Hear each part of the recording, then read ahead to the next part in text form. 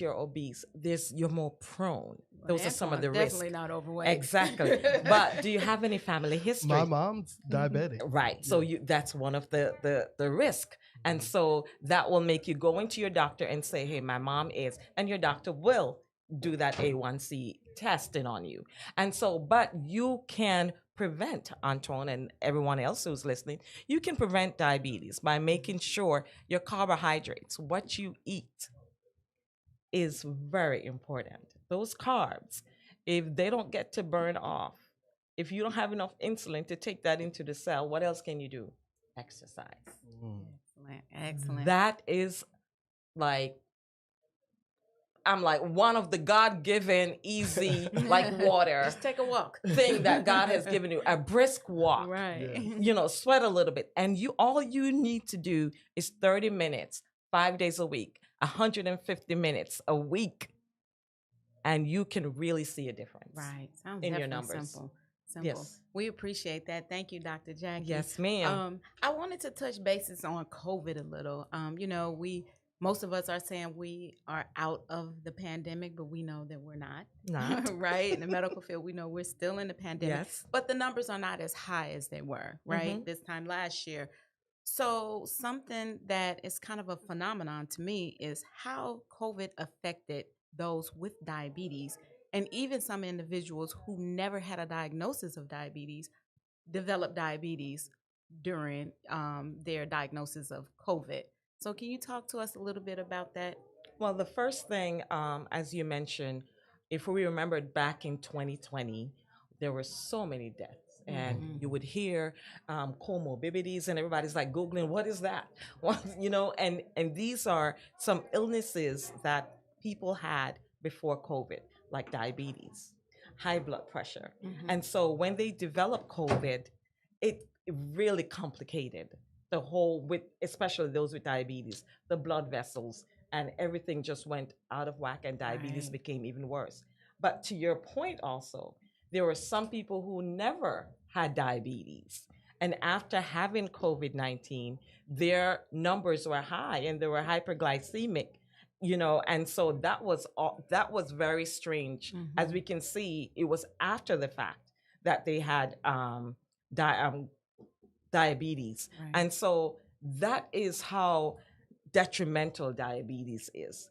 That it really breaks down everything in your body, affects your liver, and if your liver, even for people who have diabetes, if for you, just to be sure, when you don't eat also, like you're going to bed hungry and you're thinking in the morning, you may check your blood sugar and it's high, because the liver is saying, what's going on here? Right. You're hungry. It's in starvation mode. Yes, starvation Yeah. mode. And it's spilling insulin. And so the COVID affected some people's liver during that time frame, and it spiked them and turned them into diabetic people. Wow. Thank you. That was deep. That is. And scary too. It is scary. I always think I'm not a heavy eater, and I do run a lot. I was telling Deidre offline that I also have hypertension. It's like keep going down the list of stuff. But one of the things that I've done to keep my blood pressure low is that I run a lot. I run 2 miles a day, 5 days a week. Very commendable. But I don't eat a lot. So to hear you say that, I know every time I go to the doctor, that's always a conversation that we have about you can't run that much and not have the calories to actually burn, because your body will then take it from other Yes. places. And so that's I'm guilty dangerous of that. too. Yes. So it's good to have 3 meals a day and snack in between. And it sounds like a lot, but it's not heavy meals when we say meal. He can do it. He owns 3 restaurants. I don't be hungry. Well, make yourself, and then you're not hungry because your body's so used to not eating. So it's always in that mode that I'm not hungry. But make yourself start out and start eating, have a meal plan, and stick to it. You can do it, Antoine. Let's talk You can about do it, Antoine. Let's talk about it. Let's talk about the fact that, Antoine is just a representation of so many other men who pretty much live the same way. My husband is one. I mean, he's definitely not Antoine's stature, But however, even though his BMI is high, the first thing you'll think is, oh, he's a heavy eater. But it's the opposite. He may eat once a day, and of course, he has a wife that's a nurse who tries her best, but he's not going to listen to me. He'll listen to his doctor. See, though. his metabolism is not working. Well, Exactly. at When least he's he'll not listen to his eating. doctor. He'll listen to though. his doctor. That's a good thing. But like you mentioned, most men, diabetes is prevalent 14% more in men to women, 9%. Oh, Believe it or wow. not. I would not have thought. According I to would have thought the CDC. opposite. Yes, but it's true. Wow. I can see So that. there's a lot of men out there walking who are diabetic and they don't know. And don't know And so I'm going to commend you guys for having this forum. this platform. Yes, Yes. definitely. Yes. Great, great. Well, we're going to move on to one of our segments called "What's Happening to Us, Bruh?" Bruh, what's happening to us? So, full disclosure, I've already shared that I'm pre-diabetic. My mom's diabetic. A lot of diabetics in the family. There's a lot of things that we talk about in terms of family norms, and oftentimes in the Black community, there's doctors in the family that didn't necessarily go to school to be a doctor, but there's certain remedies that we do that we think are acceptable, but they're really not. To start the conversation, what is the most outlandish kind of backwards healthcare thing that you hear that people do and play these really dangerous games, honestly, about their health? Well, as you mentioned, like with diabetes, Mhm. they think they can just eat whatever they want and take their insulin, Yeah, Mm. yeah. and that's going to cover it. That's a dangerous game that Dangerous you're playing. game. We need to eat in moderation. First of all, and also taking insulin without checking your blood sugar. Very dangerous. Ah. You need to check your blood sugar, see where you are, and see how much you need to eat, and check your blood sugar again 2 hours after you eat. That's really managing. What's the Managing. connection between checking your blood sugar before you take your Good insulin? question. So the insulin is there, like the insulin in your body, and it will stabilize your blood sugar, and it can also drop your blood sugar too low, and that's dangerous. Hypoglycemic. You Yes. can end up in a coma, definitely end up in a hospital. So you need to know how much insulin that you are taking. And if you're not going to eat, like your doctor said, you can't be running, because when you run, also you're burning all that energy. And so you can't be running and not having fuel in your body. So the insulin, you have to make sure that you're not taking too much insulin. You can go into hypoglycemic. There needs to be a balance. Life is about a balance, and diabetes self-care management is about balancing your food intake, your activity, and your medication. That's why you go to your doctor every 3 months, and he'll make adjustments based on where your A1C is and how your sugar is going, because there needs to be a balance, equilibrium in your body. Excellent, excellent.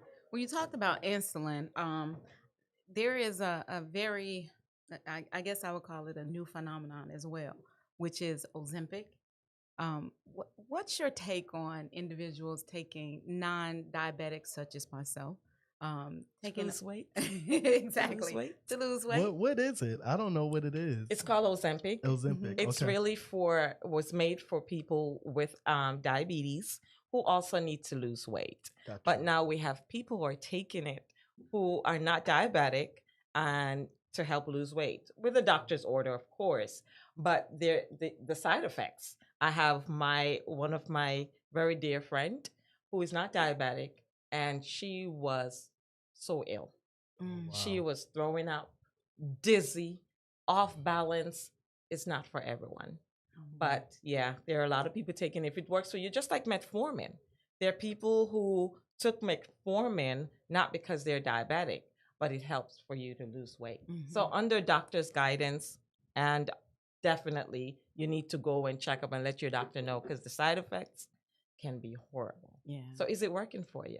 Oh, I haven't started. I've just been doing much research because I plan on it. It's part of your decision making. Exactly. I was Or going to maybe use a this little bit platform. at a time. Yeah. Excellent. We appreciate it. Dr. Donna, I'm sorry, Dr. Donna, Dr. Jackie, You have helped us with so many different aspects of Yes. diabetes, and I'm sure the men of Clayton County appreciates it. I know Antoine appreciates it. I've learned. I just Awesome.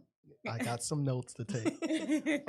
One question that I did want to ask, I feel like sometimes there is this face of diabetes that we see, and typically it is someone that's overweight. Is there a connection between weight and diabetes? There's a clear connection. Okay. That's one of the risk factors. Obesity. Like I mentioned, men with that tummy, little trunk. Trunky Because even my obesity. son, he has a slim kind of demure about him. But I was like, what's going on here?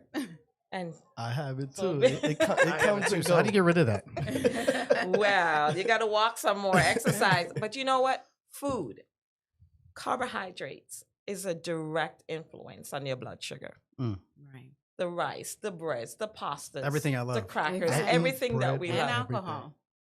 Alcohol, yes, And there's a lot of alcohol. sugar in alcohol. Mhm. Mhm. Yes, and so it is a direct influence on your blood sugar. So moderation, moderation, moderation.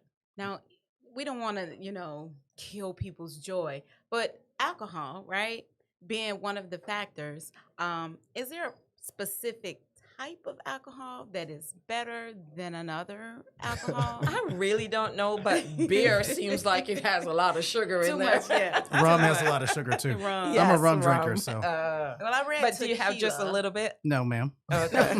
He's so honest. I drink like a pirate. Okay. But just to say, some people eat badly, so to speak. They drink and whatnot, and they don't have any problems with their sugar. Right. They're not diabetic, so Mhm. it's not everyone. So Mhm. just so you know, but it's good for you to go and get checked.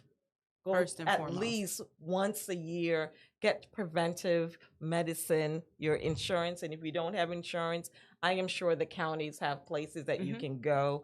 If you don't, but it's good to know your numbers. Exactly. Know and, your and numbers. also for our listeners, if you are diagnosed with diabetes and you prescribe metformin, Publix actually will give it to you for free. Here you Really? go. Oh, Yes, wow. there's a free list of medications, and metformin is Shout one out of to them. Publix. So Shout out Call to us Publix. shout out to Okay. Publix. All right. Well, we thank you so much for coming here today Thank and you. sharing that information with us. We do want to let our listeners know that this episode was sponsored in part by Rumors, Jonesboro, Georgia. Thanks again, Dr. Jackie. Thank you, Clayton County. All right. Thank And you. bruh, let's talk about it.